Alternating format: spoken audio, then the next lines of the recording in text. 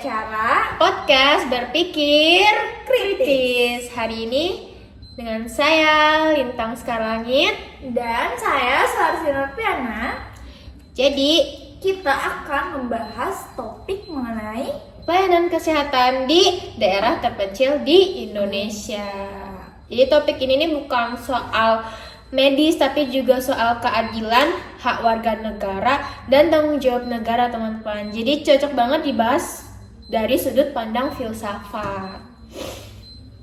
Iya, daerah terpencil tuh apa sih ya? Jadi daerah terpencil itu tuh adalah wilayah yang dimana itu jangkauannya tuh sulit gitu, kayak dari akses geografisnya, terus keterbatasan transportasi, komunikasi, bahkan dari infrastrukturnya juga masih sulit. Ini tuh biasanya di wilayah 3T. Apa sih 3T itu?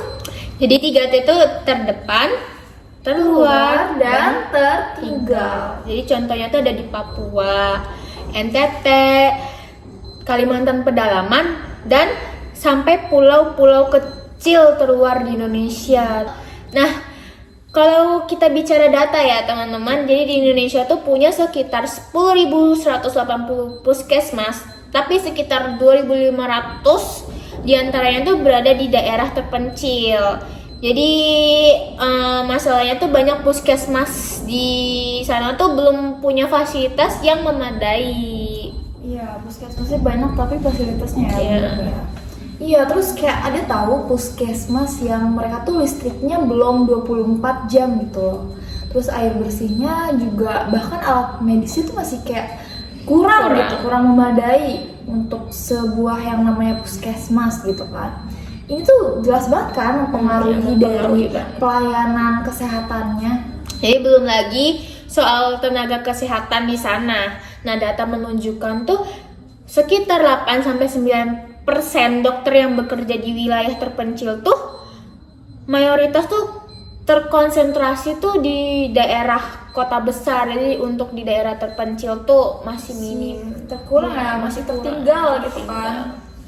Iya, terus kayak aku tuh data kemarin tuh baca kan kayak dampak nyata gitu kan dari puskesmas yang terpencil ini ya. Cukup sedih kalau mendengar kayak angka kematian ibu melahirkan tuh cukup tinggi, apalagi di Kalimantan sama di daerah Papua itu. Cukup sedih banget dan tragis ya kata aku. Iya, akses fasilitasnya tuh terlalu jauh, Jadi mereka buat ke sana. Kesananya tuh cukup. Jadi transportasinya sangat terbatas. Berarti kan pemerintah tuh udah ada Upaya ya dalam penanggulangan ini, kayak ada program yang namanya tuh Nusantara Sehat kan. Ini tuh jadi program yang dimana tenaga medis itu dikirim ke kemana? daerah yang Cukup terpencil. ya. Jadi selain itu sekarang juga mulai dikembangkan telemedicine teman-teman, terutama di daerah seperti NTT. Nah, sayangnya tuh tidak semua wilayah punya jaringan internet teman-teman. Jadi internet di sana tuh masih belum merata, jadi belum memadai. Jadi artinya Kebijakannya udah ada kan, tapi pelaksanaannya itu yang masih menghadapi banyak kesulitan gitu kan. Jadi tantangan juga, kendala struktural.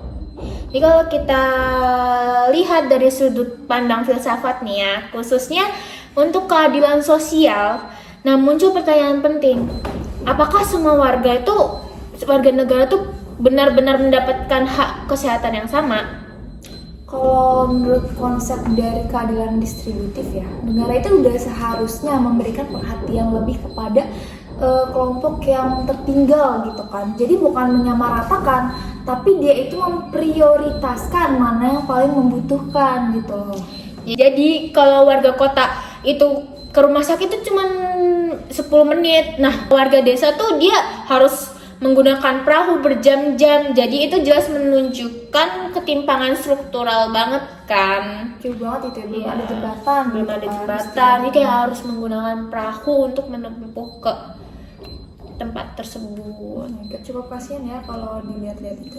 Jadi kayak kalau kita simpulkan gitu, pelayanan kesehatan di daerah terpencil ini tuh masih menghadapi masalah yang cukup besar gitu kan. Dari fasilitasnya terbatas, bahkan tenaga medisnya juga masih kurang. Terus tadi apalagi tadi aksesnya aksesnya aksesnya sulit. sulit tempuh gitu kan, kayak cukup kasihan sekali. Nah, jadi ini berarti bukan persoalan teknis kan, tapi persoalan etika, keadilan, dan tanggung jawab negara terhadap warganya. Nah teman-teman, kita udah di penghujung acara kita. Jadi semoga pembahasan ini tuh bisa jadi bermanfaat untuk kita semua, dan jadi tentunya jadi perhatian kan bagi warga, bahkan pemerintah harusnya kan, harusnya seperti itu. Iya, harusnya. Agar lebih kritis dan peduli. Terima kasih sudah menonton podcast ini, dan sampai jumpa di Pembahasan kritis kita berikutnya. Salam logika.